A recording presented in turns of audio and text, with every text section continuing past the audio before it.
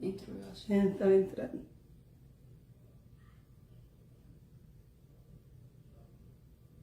Boa noite, pessoal.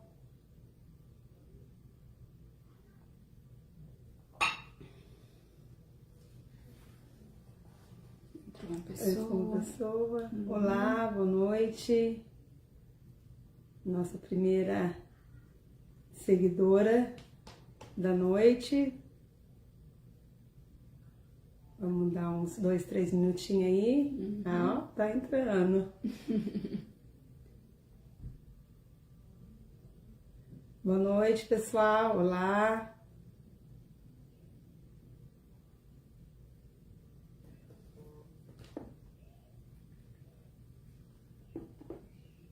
Se você quiser seguir ali também, se fizer alguma pergunta, você consegue só entrar lá na página do Gospel News. No Facebook, é? Você tá... Isso. Gospel News, aí você segue. Coloca aqui no... Aí. Isso. Ok. Aí. Já tá nossa. Ó, 21 pessoas. Vamos lá. Dar início a mais uma live da quarta-feira. Pessoal, boa noite.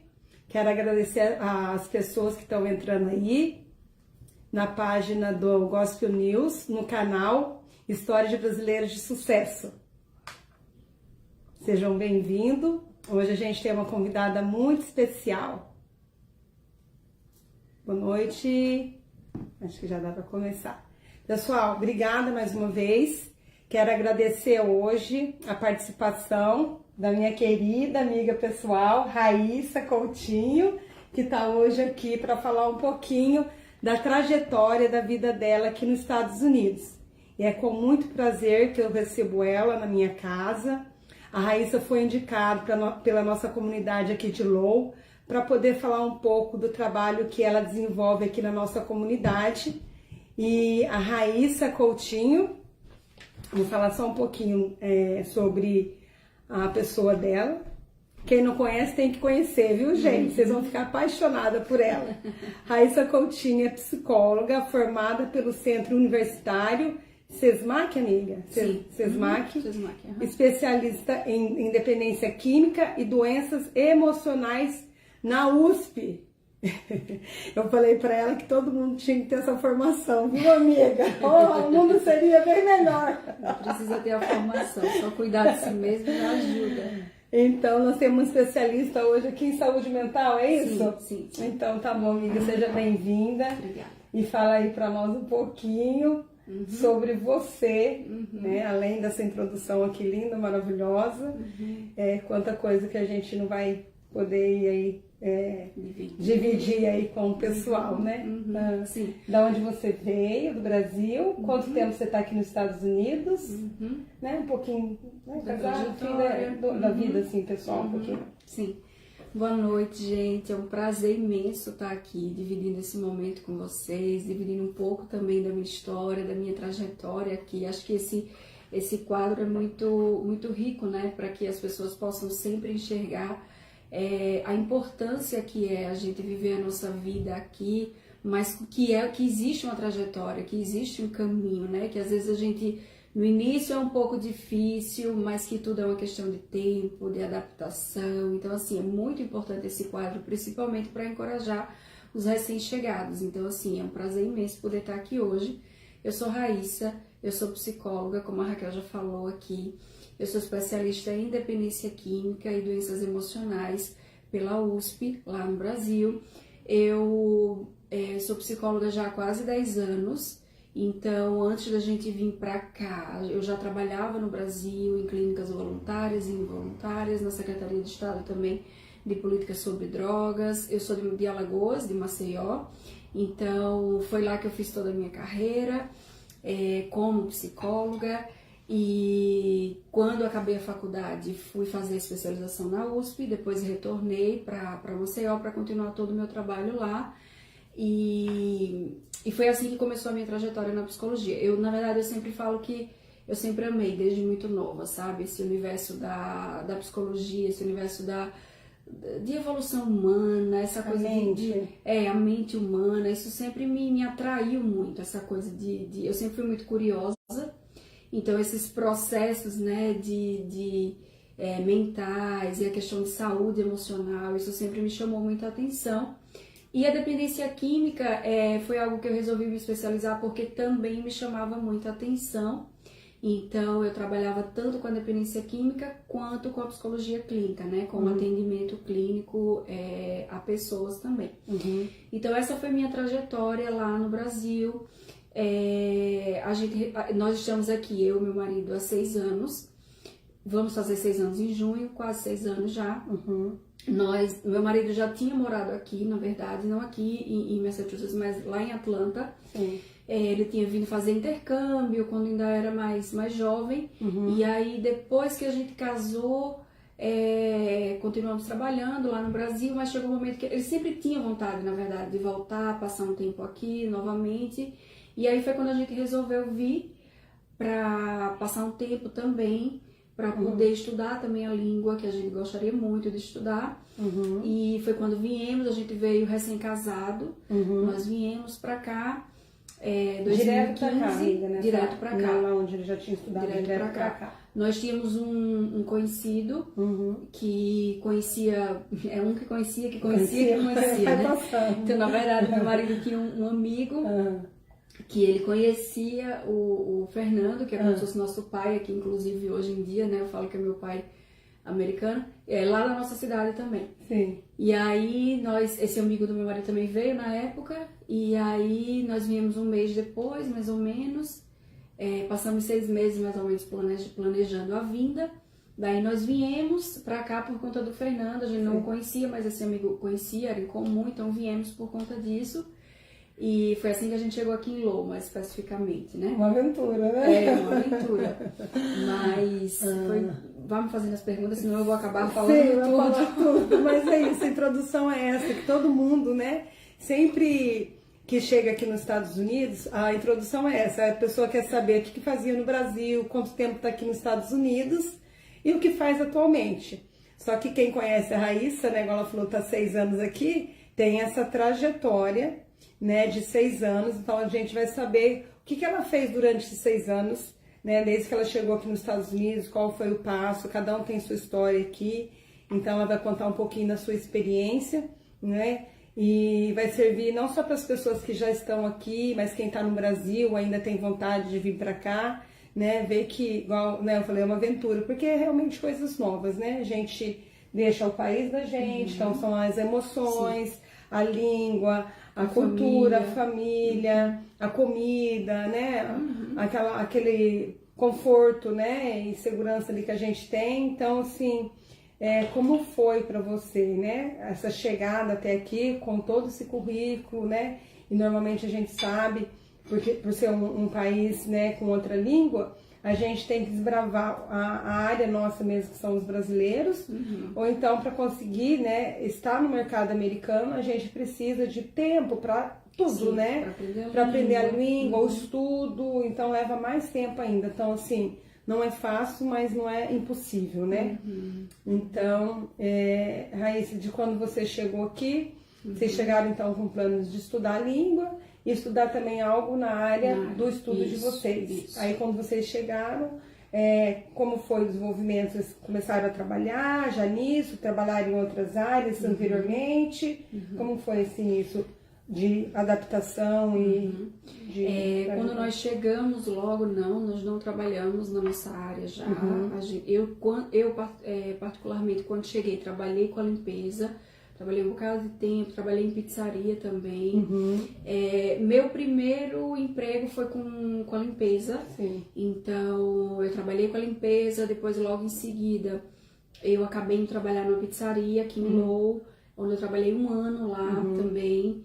E porque nossa prioridade, Raquel, era chegar, a gente tinha o nosso objetivo de fazer nossos cursos, de aprender a língua, de fazer os cursos na nossa área, mas para chegar até lá, eu precisei antes, claro, trabalhar, ter a condição financeira com o nosso suor para que a gente pudesse chegar onde a gente desejava. Sim. Porque nós não viemos com visto de estudante, por exemplo, nós trocamos quando estávamos aqui. Então, Sim. a gente não já veio podendo entrar numa escola de imediato, vamos dizer assim. Então, a gente veio, passou por todo esse processo, chegamos, trabalhamos, passamos por todo o processo de adaptação mesmo, para daí a gente começar. Até porque, para eu aprender a língua, eu tinha que ter, no mínimo, o recurso financeiro para estar dentro de uma escola para poder aprender, né? Sim. Uma coisa muito boa que eu lembro que nós fizemos, né, quando a gente chegou, foi independente de estar numa escola particular ou não de inglês,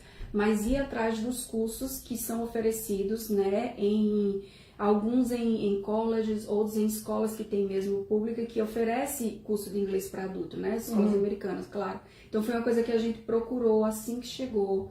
Então entramos numa escola aqui em Low. Eu fiz em 2 escolas aqui em Low na época.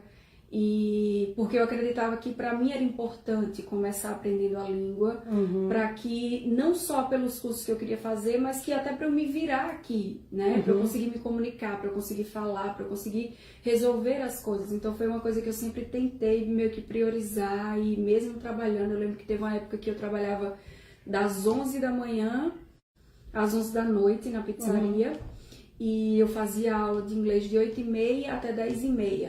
Saía, ia direto, fazia 12 horas na pizzaria. Mas foi um momento, foi uma fase muito importante, porque eu colhi muitos frutos disso, né? Era fácil? Não. Era muito cansativo, era muito exaustivo, porque eu chegava em casa cansada já à noite, né? No outro dia acordava cedo para estudar. Mas foi uma fase em que eu entendia que eu precisava passar. Foi uma escolha, né? Eu falo que é uma escolha. A gente tem que, né, estipular. Na época eu não tinha filho, então era muito mais fácil eu conseguir fazer essas coisas. O tempo era 100% para ir atrás das nossas metas, enfim.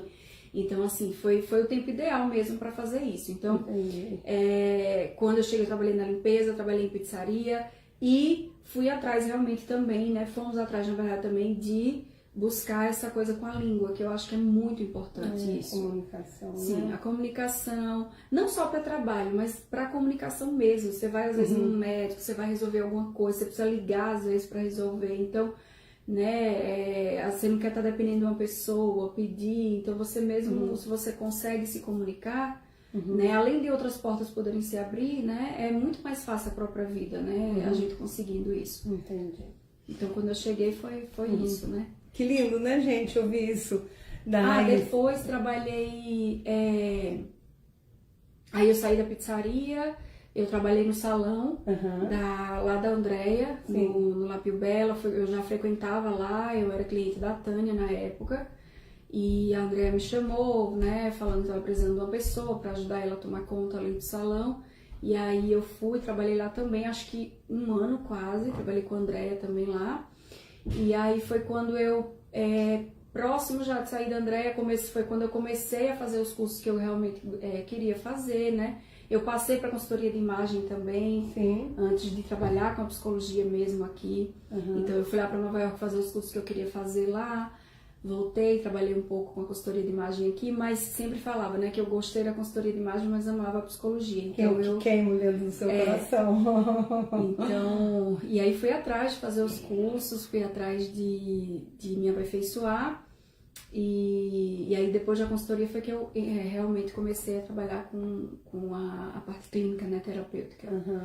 E toda essa experiência que você teve nos lugares que você trabalhou, serviu para você atuar no ramo, na área que você atua hoje, que é a sua. Sem dúvida. Porque você conseguiu entender, não só de ouvir as pessoas, mas de passar na pele das pessoas brasileiras, a questão como era no todo ali, o processo, né?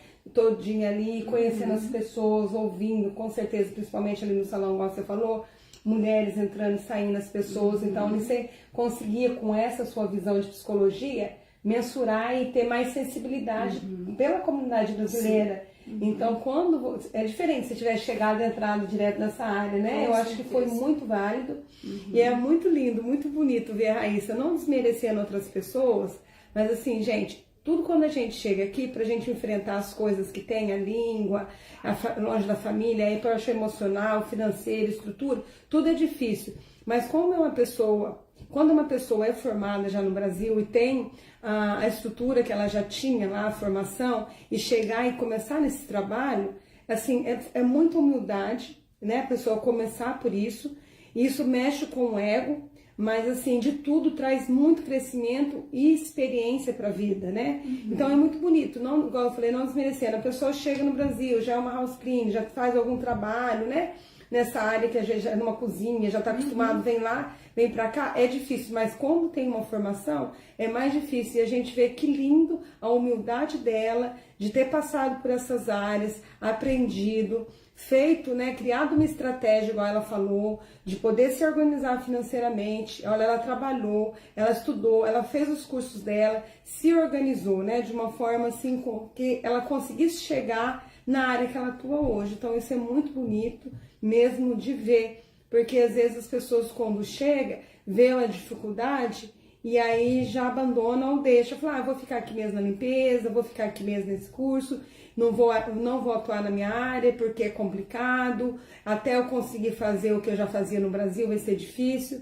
E a gente tem uma história que, né, uma trajetória linda e de orgulho aqui para nossa comunidade brasileira, que realmente ela se destacou. É uma profissão linda, um trabalho lindo, que quase praticamente não existe aqui no nosso meio e é muito importante. Então a nossa comunidade brasileira agradece o esforço, o trabalho, a dedicação que a Raíssa tem para com cada cliente que ela atende aqui na nossa comunidade.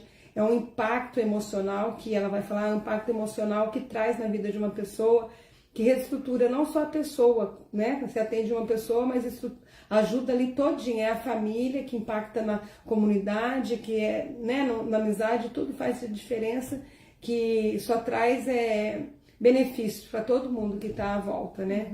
Então, sim, assim, é um trabalho muito, muito lindo. E uma coisa eu gosto muito de falar, né? Na verdade, foi eu sempre falo que o que eu amadureci aqui em 6 anos, eu acho que eu passaria 20 para amadurecer no Brasil, né? Porque viver aqui mexe com todas as áreas da nossa vida, né? Não mexe só com uma específica, mas com todas. Então, essa experiência de ter chegado, de ter vivido tudo isso, na verdade, me engrandece muito também, porque eu cruzei o caminho de muitas pessoas que se tornaram especiais para mim, entendeu? Aprendi com outras que não foram tão legais, mas que aprendi também com elas. Então, assim, eu acredito muito nesse movimento, né? Que Deus não cruza caminhos, não cruza pessoas sem propósito, não cruza pessoas sem um objetivo, né? Então, assim, todos esses lugares que eu passei, graças a Deus, assim, tiveram pessoas realmente que foram marcantes, sabe? Pra mim, que a gente talvez não conviva hoje mais, mas são pessoas que eu não vou esquecer, entendeu? Então, assim, foi muito importante pra mim todo esse processo. Eu acredito que tudo que a gente faz, né, com o nosso suor, e que a gente tem garra para fazer, para correr atrás, isso é digno, isso merece, né, ser tirado o chapéu. Só quem né, já passou por isso sabe, às vezes, o quanto é difícil, às vezes, né, pelo cansaço, pelo próprio estresse mesmo da vida, mas assim, a gente persistir isso, sabe, é muito importante, né?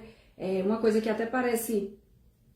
todo mundo fala, mas é verdade, não desistir na primeira dificuldade, né? Entender que a gente tem a capacidade de se revigorar, isso, para poder conseguir no outro dia, outro processo, enfim. Então eu acho que tudo que eu vivi assim, Raquel, eu me lembro que até quando eu estava grávida do Noah, eu já estava trabalhando atendendo, mas 2 vezes na semana ainda, eu ia pra casa de um americano que eu fui housekeeper da casa deles por um bom tempo. E aí eu pagava as contas pra eles, organizava a casa, não limpava, mas organizava tudo que eles precisavam, porque ele e a mulher trabalhavam muito, tudo. Então assim, eu atendia 3 dias na semana e 2 eu ia pra casa deles, entendeu? Meio que eu grávida do novo, barrigão imenso, mas assim, ainda ia, resolvia as coisas pra ele, fazia feira no supermercado, fazia... os pagamentos, ia em farmácia, organizava a casa, tudo que eles precisavam ali, porque eles eram, né, muito busy, e eles precisavam de uma pessoa. Eu trabalhei muito tempo com eles, foi uma experiência maravilhosa também, pessoas muito especiais, e foi muito bom também. Então, assim, uma coisa não anula a outra, entendeu? Não era porque eu já estava trabalhando na minha área que eu não podia, naquele momento também, estar trabalhando com pessoas que eram tão gentis, tão bacanas comigo, né? E que eu gostava de estar lá também. Então, uma coisa não anulava a outra, né? Hoje, graças a Deus, eu consigo trabalhar só com o atendimento. Sim. Mas por um bom tempo eu fiquei atendendo, acho que 1 ano e pouco eu fiquei atendendo e trabalhando com eles. Que lindo, que processo lindo, né? Lindo, inteligente e humilde, gente, é uma humildade. Que coisa linda, mamãe e papai, né? Um orgulho. Eu sou filha única ainda, gente. Só que eu falo que, gente, apesar de ser filha única, meu pai e minha mãe, na verdade, sempre me criou muito assim, eu fui criada num lar cristão, né? Então, assim, meus pais sempre me criaram muito com essa coisa muito da igualdade, essa coisa de sempre estar junto. Eu nunca tive a sensação de ser melhor, muito pelo contrário, eu sempre me lidei muito bem, sempre vi meus pais dessa forma também. Entendi. Entendeu? De receber as pessoas, de estar ali junto. Então, acho que a minha grande escola foram eles. Esse contato, meu pai e minha mãe têm um lado muito humano, né? De ser. E eu acho que tanto que não foi à toa que eu busquei, né, a psicologia e tudo isso, porque eu acho que isso veio muito também deles, né? Do aprendizado. Eu tenho um testemunho para dar em relação a isso, que quando eu comecei a me relacionar e conhecer a Raíssa, eu não acreditava, tipo assim, com todo a graduação, com todo o estudo, né? Uma pessoa assim, tão fina, educada, fala assim, tão mansinha. Eu comecei a ter amizade com ela, eu me achava que eu não era merecida de uma amizade como a dela. E ela sempre com muita humildade, fazendo isso que ela falou mesmo, que que o pai dela e a mãe dela ensinou para ela, de tratar as pessoas por igual, né? Porque a gente está acostumado a trabalhar com as pessoas, às vezes sempre do nosso nível, do nosso meio, e é sempre mais ou menos ao nível educacional igual. E aí eu falava, ai gente, eu ficava até com receio de saber. E quando ela falava amigo, que a gente conversava, eu ficava com receio. Eu falei, nossa, me suava assim, eu ficava às vezes sem saber como receber esse carinho, essa amizade dela, que parecia que eu não merecia sabe? Pelo tudo que ela era, pelo o nível intelectual, educacional, tudo assim, eu ficava assim, ai meu Deus. Então assim, eu sou um testemunho vivo que realmente isso que a mãe dela e o pai dela ensinou para ela realmente pratica, e ela é essa pessoa mesmo, muito humana, muito querida, sabe? Que deixa a gente realmente muito à vontade, né? Depois dessa percepção minha. Mas assim, me sinto muito à vontade, ela, né, sempre me faz assim, me sentir bem de estar do lado dela. E tem um monte de comentário ali, só que tá longe, a gente não tá conseguindo ler. Maria Helena de Souza, não é fácil, mas é bonita a pessoa lutar pro seu bem comum. Tudo é difícil e tem mesmo que ir à luta. Isso. A Amanda Pascoal, Raíssa é um amor de pessoa, amo ela. Teve outros comentários? Amanda. Que legal você aqui. Gente, é verdade, o que a Helena falou aí é verdade. A gente tem que ir à luta mesmo, né? Como a gente tava falando, não desistir e saber mesmo que o que a gente tá fazendo aqui, ter sempre em vista qual que é o propósito maior, né? De eu estar aqui, saber que essa fase, que o início, né? Eu particularmente, essa coisa depois que o meu filho nasceu, depois que o Noah nasceu, essa coisa da saudade ficou muito complicada, porque o meu desejo é que ele pudesse ser criado perto dos meus pais, dos avós, dos primos. Então, né, a gente na verdade sempre pensou em retornar para o Brasil, né? E depois do nascimento dele, essa coisa da família ficou muito forte, né? E graças a Deus a gente chegou num ponto assim que não, eu acho que o ciclo aqui realmente pode fechar, né? E a gente pode voltar a viver esse momento lá no Brasil, perto da nossa família. Deu aquela sensação de dever cumprido, sabe? Para que a gente pudesse viver isso, mas realmente não é fácil. A saudade, a distância, lidar com tudo isso, né? Tive muitos dias tristes também, né? Que eu me angustiava e que eu falava, meu Deus do céu, dava aquela... Não só a saudade, mas junta com o cansaço, junta com, sabe, a vida social também. Quando eu vim pra cá, foi uma coisa que me impactou muito. Porque Lá em Maceió, então, tinha família, tinha os amigos, né? Amigos que geralmente cresceram junto comigo desde pequeno, que geralmente no Brasil é assim, a gente tem os amigos, né, desde de pequeno. Então, quando eu vim pra cá, foi uma coisa que me impactou muito, né? Essa coisa da vida social, não ter... social no sentido de frequentar mais a casa das pessoas, de receber pessoas, né? De sair. E aqui a gente não tinha tanto, porque... Primeiro, pela quantidade de horas trabalhadas, por conta do cansaço, então foi uma coisa que também me impactou muito, assim, no início, porque a gente é acostumado a viver, né? Minha mãe tem 7 irmãos, meu avô tem 18 netos, eu acho, ou seja, a família da minha mãe é imensa, então eu sempre fui acostumada com muita gente, Então, assim, foi difícil isso. Pra mim, isso é uma das coisas mais difíceis. E quando você, como você atendia e não era mãe, eu tenho certeza que era uma visão. Hoje, sim, você sendo mãe, totalmente você diferente. Vê que as pessoas que vivem aqui, estão longe da família do Brasil, você tem um outro olhar, com certeza. Tipo assim, tudo igual você falou, cada coisa que você passou aqui só te amadureceu, sim, só te fez crescer, sim, porque igual você falou, além de toda essa dificuldade, né, do processo que a gente tem que passar aqui, se organizar e criar estratégias, igual você falou, trabalhar, atender, grávida, estudar e fazer todo o processo, além de todas as circunstâncias daqui, a saudade, as coisas, saudade do Brasil, são duas coisas assim...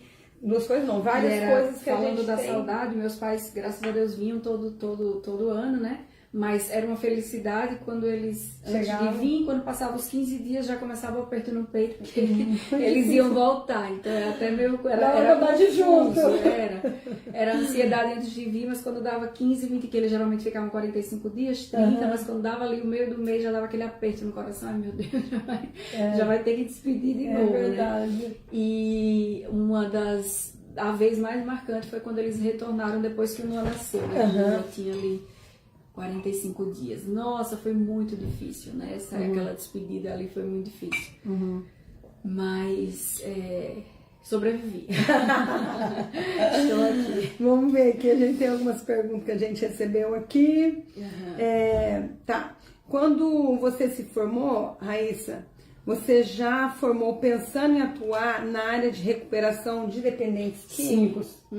Eu acho que mais ou menos no meio da universidade eu comecei a sentir esse desejo de fazer especialização em dependência química. Eu gostava da área não só do tratamento com dependentes químicos, mas também de tratar a família, né? Que também precisa de tanto suporte quanto o usuário. Então eu já pensava. Ah, sim. Cadê mais uma? Como foi sua experiência inicial com drogados? Você fez alguma mídia para virem até você ou você usou outra abordagem? Lá no Brasil? Lá no Brasil. Não, lá no Brasil. Porque aqui essa área especificamente de drogados não sei. Eu não tô atuando. Não atua, mas é lá quando você fez no Brasil mesmo. Não, eu não fiz nenhuma mídia. Na verdade, eu trabalhei em clínicas involuntárias e voluntárias. Então, como lá eu trabalhava na clínica, atendia as famílias também deles. Quando eu saí, eu fui trabalhar na Secretaria de Estado de Políticas sobre Drogas. Então, a própria secretaria ela era muito visada, né? Tinha muita visão, porque as pessoas, quando lembravam de dependência química, já associavam a secretaria. Então, assim, ia, não ia, eu precisava, às vezes, dar uma palavra, uma entrevista, e aí as pessoas acabavam me vendo. Então, eu acabei me tornando a referência nesse ramo lá em Maceió, por conta da visibilidade da própria secretaria que eu trabalhava. Mas assim, não cheguei a fazer nenhuma mídia pessoal, né? A que eu fazia, na verdade, era sobre dependência química, mas sempre vinculada à Secretaria de Estado. Que eles já tinham como encaminhamento. Psicóloga, né? Da secretaria. Entendi. Pessoal, eu esqueci de perguntar se quase metade da live, perguntar se o som tá bom, se alguém puder dar um joinha aí. A Raíssa é tão delicadinha, fala tão baixinho que ela até me ensina a falar mais baixo. Porque o meu tom é mais alto, mas como eu tô com a Raíssa, ele até diminui um pouquinho, assim, sabe? Porque é tão delicadinha, gente, a coisa mais linda do mundo. Agora que, teve alguma situação que te afetou emocionalmente? Acho que você já falou, né, que é do Noah quando... Aqui, né? Aqui. Sim. Acho que quando foi essa que... Depois do nascimento do Noah, aumentou muito, né? A saudade da família, o desejo de querer que ele pudesse viver perto dos da minha família, poder estar ali junto. Então acho que depois do nascimento do Noah, ali eu falo que mais ou menos os 3 primeiros meses, assim, eu fiquei muito abalada emocionalmente, eu sempre falo, né, eu gosto de falar sobre isso, porque as pessoas acreditam às vezes que porque é psicólogo não tem momento triste, não tem momento difícil, eu falo isso não existe. A mesma coisa de um médico oncologista, ele não pode ter câncer, então, né, não existe isso. Então, eu fiquei o pós-parto, assim, primeiro filho, longe do Brasil, longe da família, sozinha, né, não foi fácil pra mim. Foi um momento que eu fiquei, assim, me sentindo muito, né, apesar do meu marido estar comigo ali 100%, mas ele precisava sair pra trabalhar, então foi um momento difícil pra mim, me senti muito só, aquela solidão, aquele momento meio delicado ali. Na época, eu até fui para casa de uma amiga que morava no mesmo condomínio, passava o dia lá com ele, que ela também tinha filho, depois voltava, isso me ajudou bastante, mas foi bem difícil ali aquele momento. E mais uma experiência, né, para você, aprendizado. Parece que quando você fala com uma mãe, parece que elas não passam esse processo, mas é que a gente não vê, mas cada um ali no seu particular, sabe, a luta não tenham, emocional as recentes mães não tenham vergonha de pedir ajuda se precisar, porque é difícil mesmo esse processo do pós-parto, é difícil, e aqui talvez seja um pouco mais, porque como a maioria não tem a família, né, então assim, não tenham vergonha de falar sobre isso, de pedir ajuda, porque assim, acontece e existe suporte para isso, né. Cadê? Qual é a sua maior motivação nessa área? Eu acredito que é a mudança de vida que eu vejo na vida das pessoas, sabe? O que eu me apaixono nessa área de evolução humana, né, nessa parte da terapêutica, é ver justamente a mudança, né? A mudança de comportamento na vida das pessoas. Deixa eu chegar aqui, quero só um pouquinho. Guilherme, leva os meninos lá no quarto que a mãe tá fazendo live aqui. Guigui. Tudo bom, querido? Momento aqui pro break. Momento Chegou o aniversariante. Chegou o aniversariante. Hoje, tá aqui mostrando tênis, super feliz. Pessoal, desculpa aí. Beijinho. Dá beijinho na titia. Manda beijinho. Lindo. Mas enfim, eu acredito que a minha maior motivação é a mudança de vida das pessoas, sabe? Ver as pessoas se autoconhecendo, ver as pessoas descobrindo como vivenciar as dificuldades que elas têm com elas mesmas e consequentemente, com os relacionamentos, né? Familiares, como afetivos, como pessoais. Então, a minha maior motivação é essa, porque eu sempre falo que eu trabalho com isso porque eu acredito na mudança do ser humano, né? Eu acredito que nós todos somos capazes de ressignificar os conteúdos da nossa vida e seguir adiante. E o mais importante, que eu trabalho com o que eu vi funcionar em mim, né? Eu sempre falo que eu fiz terapia muito nova, faço até hoje. Então, assim, eu trabalho com o que eu acredito e sei que realmente funciona. Então, a minha maior motivação, com certeza, é essa. É perceber a mudança mesmo, né? Esse movimento acontecer, ver as pessoas saírem daquele estado de sofrimento para um estado de prontidão, de se autoconhecer, de entender que a vida não acaba ali, mas que na verdade aquilo pode ser um grande começo, aprender a fazer limonada daquele limão que não tá bacana. Isso é a minha maior motivação.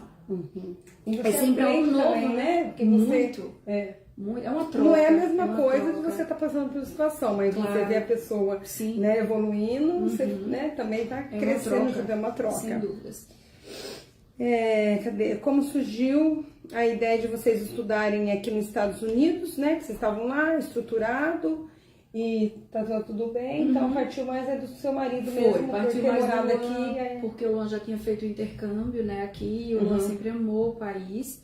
Ele tinha passado, acho que 3 meses, na época ele estudou na escola, aqueles intercâmbios, né, que a gente vem, estuda e vai. Então, assim, ele sempre teve vontade de voltar. E aí, quando a gente casou, foi quando ele perguntou se eu topava, e eu sempre acreditei muito nas ideias do meu marido, nos projetos dele, sempre tive muito essa... Que isso? Sempre tive muito isso de a gente sempre teve essa parceria muito boa. Então eu falei, vamos então, né? Vamos ver como que vai ser a experiência. Eu brinco falando que eu vim sem nem saber direito como que ia, sem nem pensar direito, né? Eu só sei que eu vim, quando eu vi, eu tô aqui até hoje. Tem 6 anos, graças a Deus. Mas o que fez foi isso, assim. Mas o Luan e essa vontade também de poder estudar a língua e de fazer outros cursos aqui. Então, essa foi a motivação. Ai, que lindo, né, gente? Ó, faxineira, trabalhou em pizzaria, trabalhou no salão, começou a fazer os atendimentos e tá aí até hoje trabalhando ajudando a nossa comunidade a ter uma saúde mental, né? Melhor. Você tem muito doido, amiga, por aí? Não, tem doido não. Ai, Jesus, pessoas precisando ser cuidadas só emocionalmente. Porque quando fala saúde mental, o pessoal acha já liga, né? Acha que é doido, acha que é problemático. Não é, na verdade todo mundo precisa, né? Até chegar a esse entendimento, né? A pessoa tem muito preconceito, apesar da gente já estar no século XXI, mas ainda tem muito preconceito. Por isso que eu falei, brincando, tem muito doida, né? Pode dizer, para poder claro. dizer que as pessoas falam assim, você tá na escola, tá no... não vou fazer, doido, que eu sou doida. Já ouvi muito isso. Você atende só os brasileiros? Sou brasileiro, né? Ou você atende... O meu grande público é brasileiro. Eu já tive cliente americano. Sim. Mas o meu grande público é brasileiro, porque geralmente os brasileiros falam, não, eu queria um terapeuta brasileiro, porque eu acho que me entende melhor, a questão da cultura. Então, assim, meu grande público é brasileiro. Entendi. E você atende hoje somente os brasileiros dos Estados Unidos? Você tem... Não, tenho cliente no Brasil também. Tem cliente no Brasil também. Tenho lá também. Que legal. Seu atendimento no momento é online, sem clinicar com remédios? Como funciona? Sim, é online. Na verdade, desde antes da pandemia, eu já estava fazendo só online, porque foi logo quando eu voltei, depois de NOA. Então, eu fiquei fazendo online só, e aí agora permanece assim, por conta da pandemia. Eu não faço indicação de remédio, na verdade, quem pode fazer indicação de remédio é o psiquiatra, né, o médico. Quando eu acredito que existe alguma necessidade, que a pessoa possa estar em algum quadro como humor deprimido, ou passando por depressão, ou algum transtorno de ansiedade, então eu geralmente encaminho para que a pessoa vá, né, ao psiquiatra e possa ser avaliada no que eu estou pedindo ali para que possa ser medicada. Então, quando você tem hoje um paciente que você já vê a necessidade, você nem faz um atendimento, quando você faz o diagnóstico que ele precisa já de início um medicamento, você nem faz esse processo com ele primeiro? Você já encaminha ou depois volta? São processos separados. Ele continua comigo fazendo a terapia, mas eu encaminho que ele vá para o psiquiatra para que ele possa fazer a avaliação da medicação. Porque, na verdade, o psiquiatra ele não trabalha essas questões terapêuticas, né? Ele trabalha questões emocionais, ele não trabalha isso. Ele é focado mais em resolver a patologia, ou seja, o que seria essa patologia? A depressão, a crise de ansiedade, ou qualquer outra comorbidade que a pessoa possa ter. Então, ele vai lá para o psiquiatra vai entender o que ele tem, ele vai explicar mais ou menos os sintomas, e o psiquiatra vai medicá-lo de acordo com o que ele está passando. Geralmente faz retorno para análise de substância com o psiquiatra de 3 a 3 meses, e ele permanece comigo fazendo a terapia toda semana para trabalhar, porque na verdade, por exemplo, quadros de depressão são quadros que precisam ser trabalhados em conjunto, né? A pessoa precisa estar em terapia e, se for o caso medicamentoso, precisa estar ali também sendo avaliada, porque tem a questão da dosagem da medicação, às vezes começa tomando uma dosagem e aí depois de um tempo precisa aumentar ou diminuir, então assim, precisa ser acompanhada pelas duas vertentes. Entendi, nunca é só com um, só com outro, tem que ser um trabalho quando é um quadro assim, de ter uma dificuldade desse estilo, né? Problema com ansiedade. Na verdade, nem todo problema com ansiedade precisa ser tratado medicamentosamente. Tem muitos casos que é tratado realmente só terapeuticamente, através das técnicas terapêuticas e, enfim, de todo o manejo terapêutico. Mas em alguns casos, essa ansiedade, existe o transtorno, por exemplo, de ansiedade generalizado, onde a pessoa, isso acaba atrapalhando o nível de saúde, né? O nível fisiológico de saúde. Então, a pessoa precisa realmente também ter aí esse acompanhamento do psiquiatra. Entendi. Filha, baixa aí o computador. Seu atendimento futuramente, cadê você? Você falou que tá, né, fazendo planos, né, de ir pro Brasil.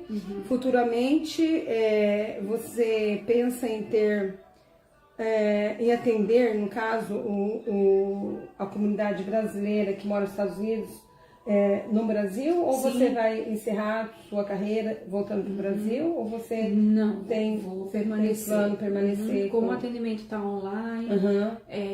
eu estou voltando para o Brasil agora esse ano, então eu vou continuar com o atendimento, né? Todos os meus clientes continuarei fazendo atendimento online da mesma maneira, até pelo próprio acompanhamento terapêutico, né? Eu não seria conivente com o meu trabalho, simplesmente falar tchau e abandonar todo mundo. Então, assim, não.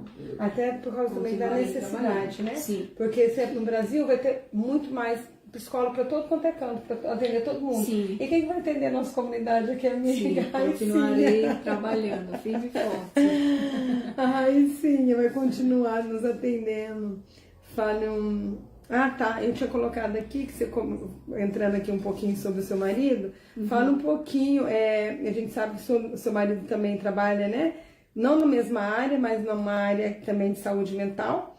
E ele também tem até um livro, né? Sim, sobre dependência química. Sobre dependência química. Como que é esse trabalho, assim, vocês não trabalham em conjunto? Ou o seu trabalho é separado dele? Como é essa... Na verdade, a gente sempre trabalhou junto. Meu marido também é psicólogo, ele também é especialista em dependência química, então fizemos apoio junto, estudamos juntos na faculdade. E, na verdade, quando a gente trabalhava no Brasil, ele era superintendente de políticas sobre drogas na época, né? Que eu também trabalhava na secretaria, a gente acho que a gente era noivo, não lembro mais. Nós sempre trabalhamos juntos, né? Na mesma área. Hoje, quando a gente veio pra cá, o Luan se especializou em neuropsicologia, né? E em neurociência. Então, o que é que o Luan faz? O Luan faz avaliação psicológica, que o que é? Uma bateria de testes, onde ele consegue diagnosticar o perfil, né, das pessoas, e não só a avaliação psicológica relacionada ao perfil, mas também com pessoas que têm, por exemplo, transtorno de déficit de atenção e hiperatividade. Então, ele faz lá o diagnóstico para saber se a pessoa realmente tem. Casos de depressão também, ele tem toda a avaliação para saber ali. Pânico entra. Isso também. Então, ele tem todo o processo para diagnosticar isso. A gente trabalha em conjunto hoje, porque às vezes, alguns casos eu preciso encaminhar para ele, eu preciso de alguma avaliação, às vezes tem algum cliente que está apresentando alguns sinais, alguns sintomas de humor deprimido. Alguns que eu tenho isso, alguns que eu tenho, por exemplo, alguns que eu acredito que possa ter algum déficit de atenção e que isso com certeza atrapalha muito a própria vida, entendeu? Em alguns aspectos. E aí eu passo também para que o Luan possa fazer esse diagnóstico, daí ele me entrega o report e daí eu começo a trabalhar tudo que é necessário ali, né, de acordo com o que foi analisado e visto. Então, a gente trabalha hoje junto nesse sentido, né? A questão da indicação, que às vezes eu preciso realmente dessa avaliação dele, e vice-versa. Às vezes pessoas chegam para ele faz lá e ele faz a indicação terapêutica, né, para a pessoa fazer, e enfim. Então a gente trabalha junto hoje nesse sentido. Ali, ó, tô falando ali, Amanda, pelo amor de Deus, não me abandone. Não, nem se preocupe. Viu, gente? Essa pergunta aqui foi nem se preocupe. Pessoal queria não saber, viu, gente? Viu? Todo mundo online, queria saber. A Raicinha vai nos telefone. deixar. Ó, tá registrado aqui, hein, gente? Não vou. Tá, mais uma perguntinha aqui. O que você atribui tanta depressão nos brasileiros? O que você atribui tanta depressão nos brasileiros que moram aqui nos Estados Unidos? Olha, Raquel, eu acredito que alguns aspectos, eu acredito que não é só uma questão especificamente. Eu acredito que a questão cultural pesa um pouco, porque tem uma diferença grande, né, do Brasil culturalmente para cá, para os Estados Unidos. A questão da falta do convívio social também, isso prejudica muito. Muitas vezes a quantidade de horas trabalhadas, em contrapartida, pouco tempo para conseguir se dedicar a si mesmo, se dedicar ao lazer, à própria vida. Algumas decepções que às vezes acontecem aqui, pessoas mais sensíveis, pessoas mais frágeis emocionalmente, né, junta com os outros aspectos e acabam ficando muito tristes, muito com humor, muito deprimido. Então, na verdade, eu acredito que é uma junção, sabe, de aspectos que acabam fazendo com que pessoas que já tenham essa predisposição possam acabar ficando com o humor mais deprimido e comecem a perder aquele prazer mesmo pela vida, tem muita essa, eu já vi muitos casos, né, de casamentos que acabam se desfazendo aqui, né, às vezes por ideais diferentes que começam a surgir, e isso em contrapartida em seguida acaba acontecendo também algumas questões emocionais. Então assim, a falta de comunicação também é uma coisa que eu vejo muito aqui. As pessoas têm muita dificuldade de se comunicar, não se comunicar de ligar uma para outra e perguntar como é que você tá também, não é isso, mas a falta de comunicação de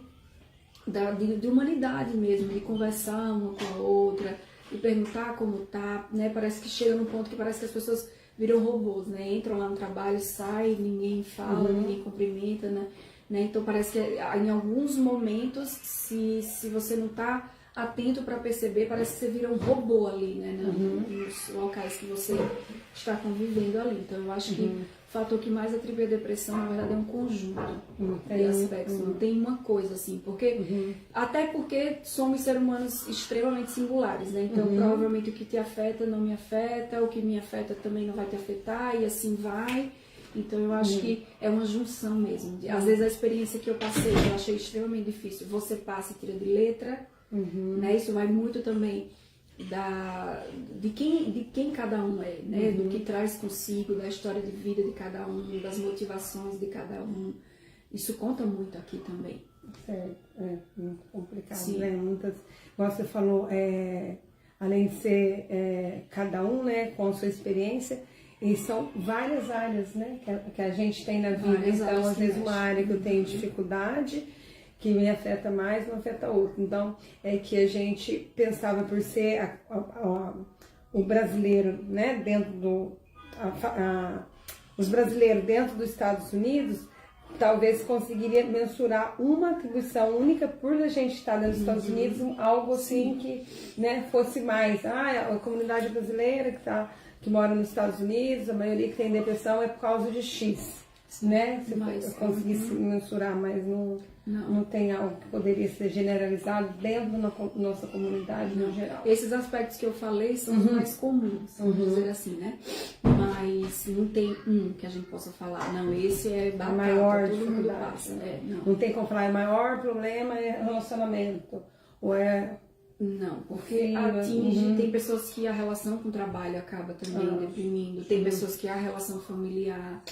Porque o trabalho, às vezes a pessoa fazia algo no Brasil, que faz outro, não sem perceber, fica lá dentro, sim, no ego, e não só né? isso, às vezes também até o próprio desgaste no trabalho, não conseguir lidar com aquilo, e fisicamente começa a sentir algumas coisas, mas mesmo assim não consegue ter aquela visão de não, vou parar aqui então esse desgaste também vai gerando também a somatização, né, de doenças, de outras coisas. Então são vários fatores que acabam gerando isso. Entendi. Ai, gente, muita coisa, muita informação boa, né? Pessoal, se vocês tiverem alguma pergunta aí para fazer, a gente já tá 5 minutinhos aí encerrando a nossa live, que é a nossa querida Raíssa, psicoterapeuta, né, especializada aí em saúde mental, trazendo aí um pouco da sua experiência, da sua trajetória. Igual ela falou, 6 anos aqui nos Estados Unidos. Fica difícil resumir tudo, né, mas ela pincelou as trajetórias principais, né, as experiências principais que ela teve aqui dentro da nossa comunidade. E a nossa comunidade brasileira só tem que agradecer, né, o trabalho que ela desenvolve e vai continuar desenvolvendo, mesmo ela retornando ao Brasil, e muito melhor ainda sabendo, né, da experiência que as pessoas aqui têm e passam. Então ela vai poder estar atendendo lá, sabendo a realidade de ter convivido, de ter tido a experiência das pessoas que estão aqui, né, de sentir na pele, como diz o outro, sentir na pele. Então, as pessoas que precisarem, né, de um atendimento da Raíssa, quiser marcar uma consulta, a inicial, ela é remunerada, ela é, como que é? Sim, é free, a primeira não, consulta? É paga. É paga? Sim. Você faz uma consulta, avalia, conversa com a pessoa? Na verdade, a partir do momento que a pessoa me procura para fazer agendamento, então eu sempre explico como que funciona ali meu processo, faço as orientações para a primeira sessão.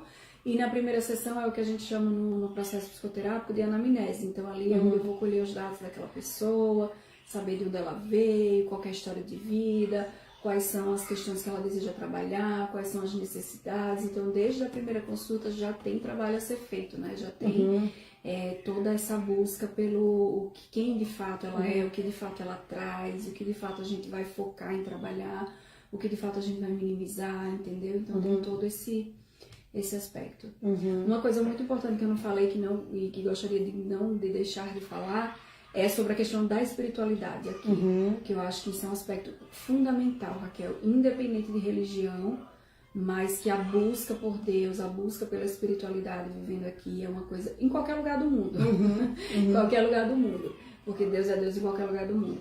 Mas eu acredito que essa busca por esse lado espiritual, assim, ele deve ser algo que é como se fosse um combustível, né? É muito importante para dar força, para revigorar, para poder entregar, para poder se sentir realmente mais seguro, né, de tudo. Então, essa questão da espiritualidade, dessa busca também, inclusive eu trabalho com a tríade, né, do mente, corpo e espírito. Então, assim, quando eu falo espírito, eu tô falando da nossa forma de nos comunicarmos com Deus, né, de transcender, então, independente da religião, mas nós somos isso, né, mente, corpo e espírito, nós somos...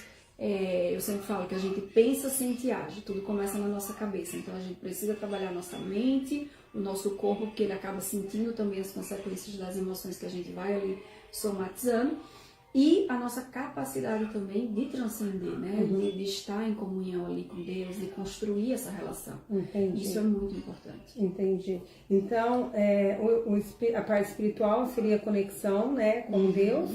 Sim. O físico, né, o corpo que seria o que acontece quando eu penso, exercício, alimentação. Também. E também a questão por exemplo, a questão da ansiedade. Ela tem muitos sintomas físicos, por exemplo. Então, sudorese nas mãos, coração batendo muito rápido, a boca que fica seca. Então, eu aprender a lidar com isso, né? Quais são as técnicas que eu posso estar utilizando ali para eu reduzir essa ansiedade de forma corporal. Lembrando que o meu pensamento... né, a gente sempre fala do primeiro pensamento, das crenças disfuncionais, ele me gera uma emoção. E geralmente essa emoção, eu sinto ela a nível corporal. Então, pensamento e emoção estão simplesmente assim, caminham juntos, um denomina o outro. Então, eu trabalho muito com essa tríade mente, corpo e espírito, porque são as 3 áreas da nossa vida que a gente realmente precisa sempre estar atento. Quais são as qualidades dos meus pensamentos? São pensamentos que me ajudam, que contribuem, são pensamentos que me colocam mais para baixo, são pensamentos que desagregam, isso o que é que me gera, quais são as emoções que eu venho desfrutando, consequentemente como é a maneira que eu me comporto, provavelmente a maneira que você se comporta vem desses pensamentos que você vem carregando, que você vem trazendo e que gera essa sensação e você acaba se comportando. Então assim, é sempre muito importante a gente ter essa certeza, né, que somos esses seres integrados mesmo, que a gente precisa sempre estar vigiando aí esses 3 aspectos da nossa vida.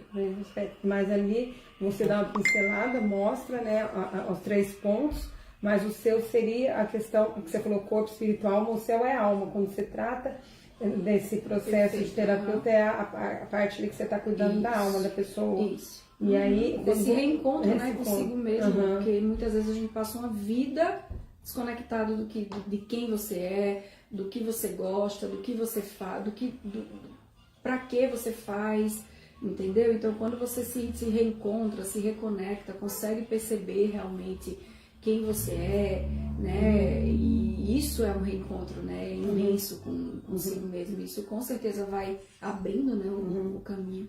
É que as pessoas vivem, às vezes, muito, igual você falou, no modo automático. E aí, quando ela percebe a necessidade de saber quem realmente ela é, o que as necessidades que ela precisa para estar melhor consigo mesmo, ela busca, ou vem uma depressão, e aí depois, através dessa depressão, que ela sabe que era isso que ela precisava buscar e não sabia que era. Os dois casos. Tem pessoas que chegam numa certa idade, que sente aquele desejo de se conhecer mais um pouco, não se conforma mais com alguns comportamentos e tem aquele desejo de buscar, né, uma mudança. Algumas pessoas, a gente só muda na vida pelo amor, pela dor, né?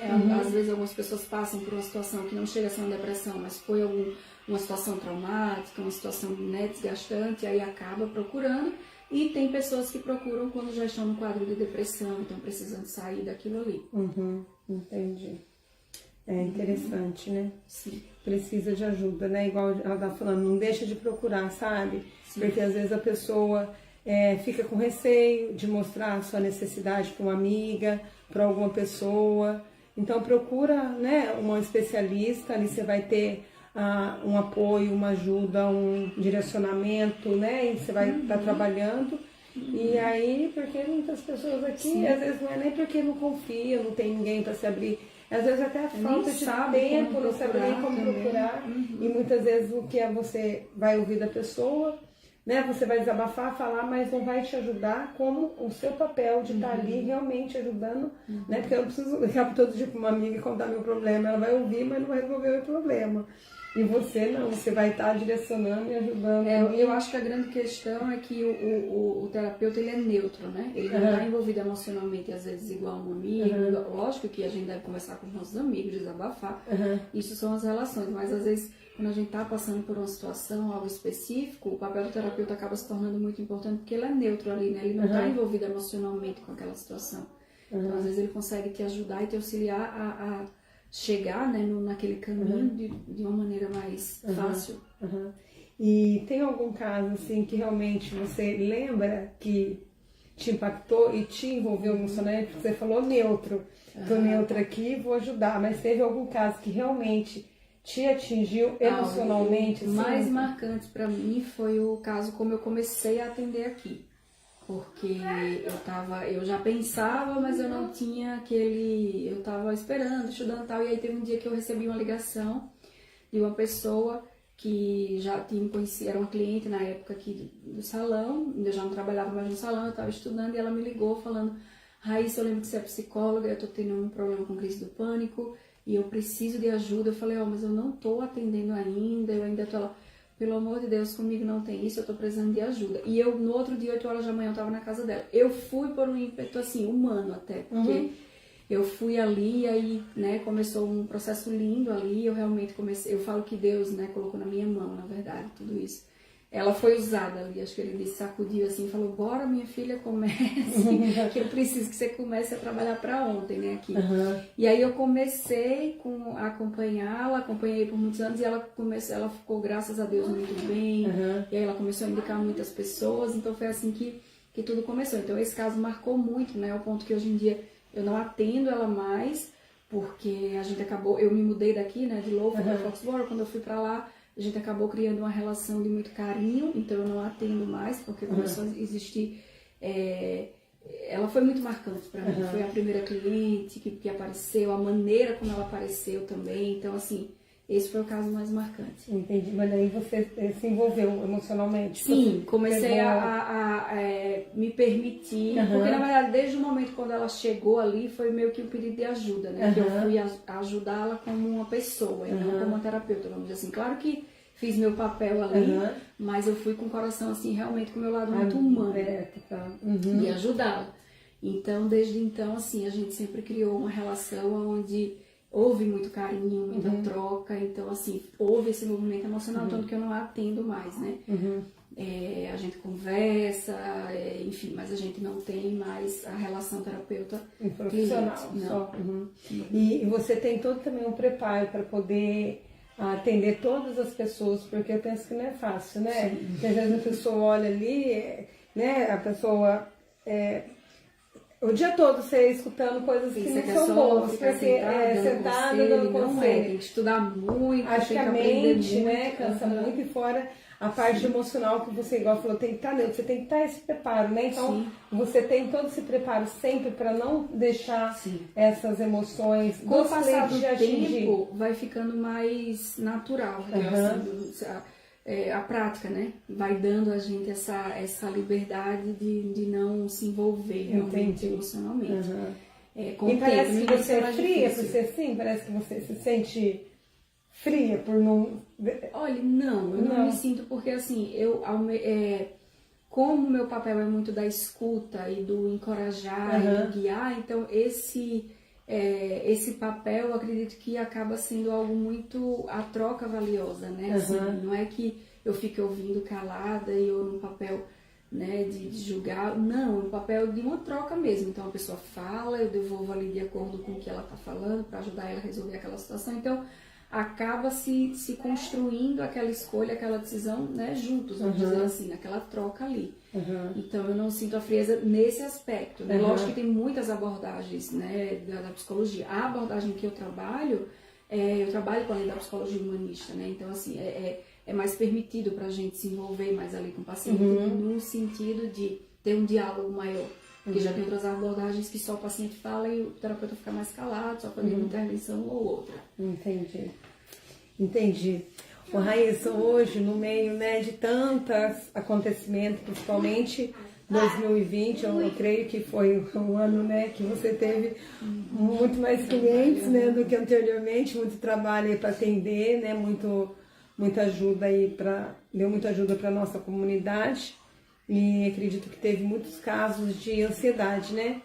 E você poderia deixar algo assim sobre a ansiedade, tipo um exercício ou algo que poderia servir para quem ainda não é né, o seu cliente, para que possa fazer no momento assim, daquele estresse, a ansiedade bateu mesmo, né? Graças a Deus que o inverno, né, já está indo, a primavera está trazendo, né, novos ares, né, de esperanças, vacina, mas ainda, né, as pessoas podem ainda se deixar ir naquelas influências, né, do que já passou, vir de repente ter algo assim de mais ansiedade. Você poderia deixar um exercício? Eu acredito que dois pontos muito importantes. O primeiro é o reconhecimento. Primeiro, a pessoa que sente muita ansiedade, a pessoa que se percebe ansiosa, reconhecer, para poder saber o que fazer, né? Então, reconhecer essa ansiedade. Bem, eu estou ansioso agora. Então, se traz para o momento presente, faz um exercício de validação, como a gente fala. Tá se sentindo muito ansioso? Geralmente a ansiedade começa aqui no mental, você está pensando em algo lá no futuro que vai acontecer. O ansioso, geralmente eu sempre falo que ou ele está no futuro ou ele está no passado, ele nunca está no presente. Qual que é o grande exercício? A pessoa conseguir, quando se perceber assim, ansioso, se trazer para o momento presente. Então, se localizar, aonde é que eu estou, literalmente falando, estou aqui na minha casa, na sala de estar da minha casa, você não vai parecer que é doido por conta disso, né? A gente falar com a gente mesmo, isso é autoconhecimento, isso é autodiálogo. Então, estou aqui na minha casa agora, o que é que eu estou fazendo? Eu estou estudando, estou no computador, eu estou ajeitando as coisas do meu filho. E tentar construir esse momento de se trazer para o momento presente, para que quando eu me localize aqui, eu saia dessa onda, né, da ansiedade e consiga me guiar realmente no que fazer. O outro passo é trabalhar com a respiração. Então, primeiro eu me trago para o momento presente, depois eu trabalho com a respiração, que a respiração ela é extremamente importante para pessoas ansiosas, na verdade para todo mundo, mas falando da ansiedade especificamente, ela se torna meio que um antídoto natural para fazer com que o teu corpo possa relaxar. Então, eu posso trabalhar aí as inspirações, fazer 3 inspirações contando até 3, guardar esse ar no peito contando até 3, expirar pela boca contando até 6. Quando eu guardo, né, o ar aqui no peito, eu tô oxigenando meu cérebro, eu tô mandando a informação que eu posso relaxar, que eu posso ficar tranquilo. Então, se concentre no momento presente, tá? Primeiro reconheça que você está ansioso, se traga para o momento presente, olhe o local que você está, valide o espaço que você está, olhe para os detalhes do local que você está e finalize fazendo essa sequência de respiração por no mínimo 3 vezes. Então, eu inspiro contando até 3, guardo o ar no peito contando até 3, solto o ar pela boca contando até 6. Então, isso ajuda qualquer pessoa naquele momento, né, de forma paliativa ali naquela situação, a vir mais para o momento presente e reduzir a ansiedade. Dá tempo de fazer tudo isso antes de fazer algo assim, que você estoura de uma Eu vez? falo que 30 segundos causa... 30 segundos a gente pensa que é pouco tempo, né? Mas faz milagre. Quando a gente consegue se concentrar e fazer algo pela gente, né? E reconhecer e fazer aquilo ali o que é necessário. Tem que ter muita conscientização, né? Se Muita, conhecer muito para muita consciência sobre si, aprender como você funciona, aprender quais são teus limites, sabe? Para você poder se dar as tuas próprias saídas, né? Tuas próprias alternativas, porque o que funciona para você nem sempre funciona para o outro, mas o ideal é que cada um descubra essa maneira de funcionar, para que aí tenha os resultados. Então vamos fazer na prática. Então vamos colocar um exemplo aqui. Eu tô muito ansiosa por algo que me aconteceu. Tá aqui na cabecinha, né? Pensando mil coisas. Mas não tá acontecendo no momento, tipo, pessoalmente? Pode ser que esteja, mas geralmente a ansiedade ela parte aqui, né? Você tá pensando em alguma coisa que você tem pra fazer, e a casa pode estar agitada, as coisas, isso acaba estimulando ainda mais a ansiedade. Então, aí eu paro onde primeiro eu tô. Eu tô nessa mesa aqui. Se eu tô aqui, tenho que cuidar dos meninos, então eu tenho que me localizar primeiro, que eu tô em casa e que eu preciso cuidar dos meninos. Então, hoje é segunda-feira, eu tô com a casa bagunçada, cliente para responder, casa para limpar, cuidar dos filhos, um monte de coisa para resolver ao mesmo tempo. Eu tô ansiosa e que isso não tô tá aqui me na minha ajudando mesa a sair do lugar. Tá, daí eu... Então, calma, Raquel, abre teu olho, localiza aqui, ó, observa essa luz lá em cima, aquele espelho, essas cortinas aqui, ok. Na minha casa, na sala da minha casa. Ok. Hoje é quarta-feira, 8h20 da noite. Ok. Mamãe já tô tá aqui. Preciso ali falar com o Vitor Hugo. Então, ok. É isso que eu vou fazer, resolver esse problema agora. Se você sente que você tá muito... o teu corpo, por exemplo, você tá com estresse, tá sentindo que você tá muito agitado, provavelmente o teu cortisol deve estar muito alto ali, que é o hormônio que regula o estresse. Então, faz as respirações para você conseguir se centrar e aí e fazer o que você precisa fazer. Respiro primeiro para depois resolver o problema. Para poder ir mais tranquila, né? Se você vai já naquela adrenalina, provavelmente você vai fazer um monte de coisa, não vai nem saber o que tá fazendo, ainda vai ter feito tudo pela metade e não ter feito também algumas coisas. Daí eu respiro, fala de novo, que eu fui colocar Inspira contando até 3, então guarda lá no peito contando até 3, solta pela boca, isso, expira contando até 6. Repete por 3 vezes essa sequência. Inspira pelo nariz, pelo 6. Nariz. Então, não, inspira pelo nariz contando até 3, vamos lá, 1, 2, 3. Guarda esse ar no peito contando até 3, 1, 2, 3. Solta lá pela boca contando até 6, 1, 2, 3, 4, 5, 6. Quando você expira contando até 6, a ideia é que você está se esvaziando, você está retirando de você aquela sensação. Então, repetir por 3 vezes. Mamãe tá falando lá, filho, quietinho. Repetir por 3 vezes esse exercício, essa repetição que vai ajudar o teu corpo a entender realmente. Quantas vezes esse processo? 3 vezes. 3 vezes. No mínimo, se quiser fazer mais, mas não fazer menos que 3. Acho que eu vou ter que fazer uma aqui, gente, pra pegar os meninos ali. Ai, acho que eu vou fazer 10, hein? 3 pro... Não, vou fazer 9. 3 pro Hugo, 3 pro Tom e 3 pro Guilherme. Peraí. Ai, meu amiga. Deus. É aniversário do Thomas hoje, estão com presente ali, tá um em cima do outro. É a vida real. Trabalhando, cuidando do filho, tentando gerenciar tudo ao mesmo tempo. Abaixa aqui, Cláudia. Raquel já tá voltando, gente, aqui. Gente, vamos encerrar, que esses meninos já deu o tempo deles também. Dando o tempo certinho, o tempo de encerrar nossa live, o tempo de cuidar ali dos meninos, das crianças. Ai, gente, mas foi muito bom.